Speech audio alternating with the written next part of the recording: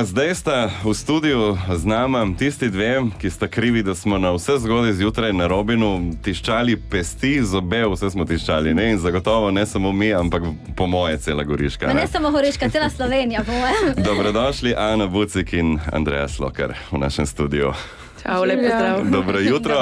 Smo v živo v tem trenutku tudi na našem Facebook profilu Radio Robin. Najprej seveda čestitke obema za udeležbo na olimpijskih igrah in rezultate, ki ste jih dosegli. Kaj rečemo? Kdaj ste prišli? Včeraj zvečer, kdaj? Včeraj zvečer, ja.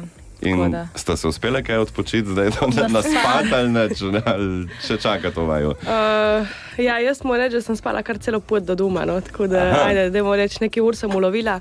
Tu ipak sem prišla domov, sem spala do budilke. Zasluženo. Ja, Ana.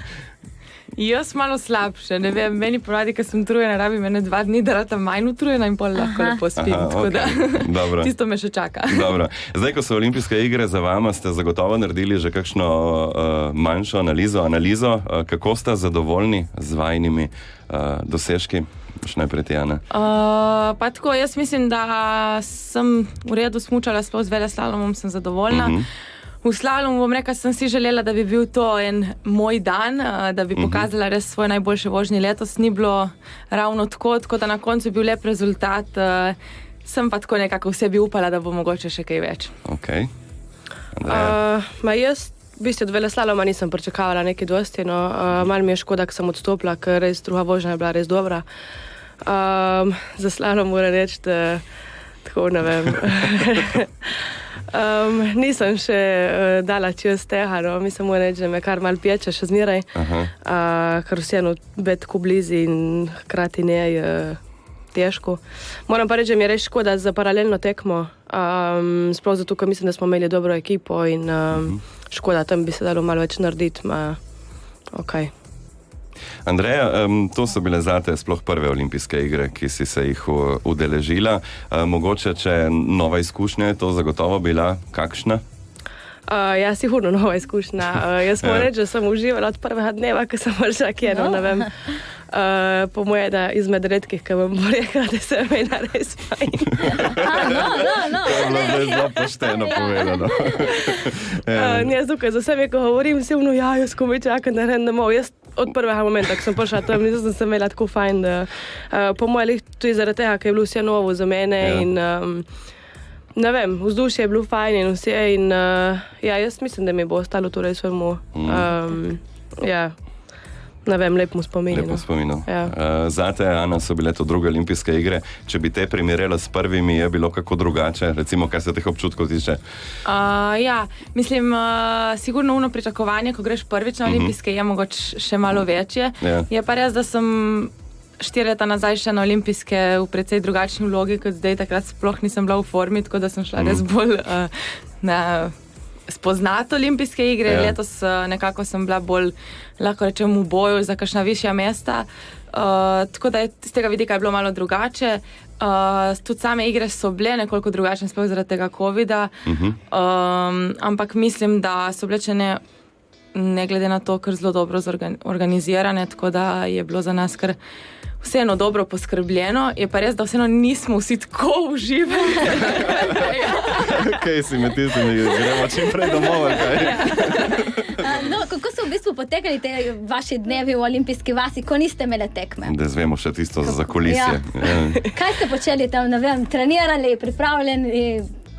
V bistvu, ne da sem delala dosti kaj, iskreno povedano. Na Friday sem šla v fitness in pomalj sem se družila z ostalimi in v bistvu jaz iskreno sem preživela po moje pol dneva v jedilnici. Čakaj, zakaj pa v jedilnici? Tam več ali manj je bil edini kraj, ki se lahko družiš z ostalimi. Pa kako vas poznaš, tako. So bile zelo stroga, verjetno, ta pravila glede v bistvu, vse smo imeli neko igralnico, nek prostor, ki bi se lahko družili. Sam je bil ta prostor tako majhen, da v bistvu lihke dosti ne se upal, tako da... Je bilo tudi fino za jaz, kako so kuhali Kitajci? Ne, zdaj tako fino je bilo, ne? To pa se tudi Andreja strinja, da je lepo priti domov na domačo. Ja, to pa je. Pač v jedilnici smo se večkrat srečali, sploh s temi, ki smo imeli nekako iste urnike treningov, tako da pol se malo pač podružiš in mogoče to je res tisti plus na olimpijskih igrah, ker smo vsi na istem mestu in imaš mogoče malo več časa z ostalimi tekmovalci, ki jih sicer na tekmah svetovnega pokala z izjemo na štartu praktično skoraj ne srečaš. No. Slišali smo po medijih, da so bile neke famozne, pametne postelje. Kako je bilo tu spati na tem? Lepše kot doma, boljše? Ne, postelje so bile dobre. Ja, se je spalo dobro, to mislim, da smo se vsi strinjali. Ja. So pač imeli nič prav famoznega, samo funkcijo, da dvigneš zgornji del pa spodnji del.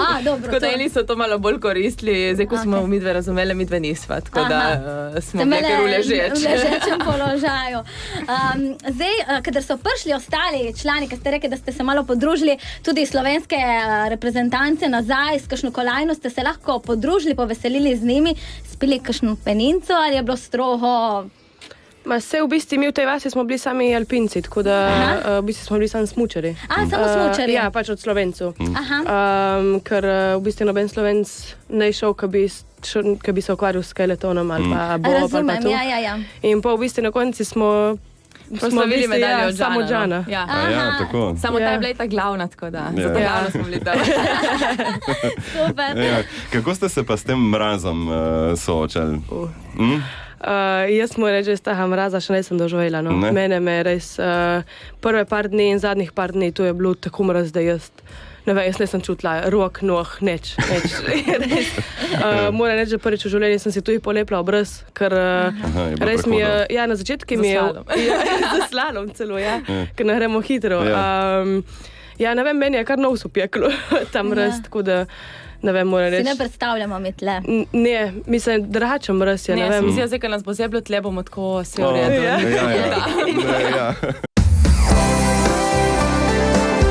Radio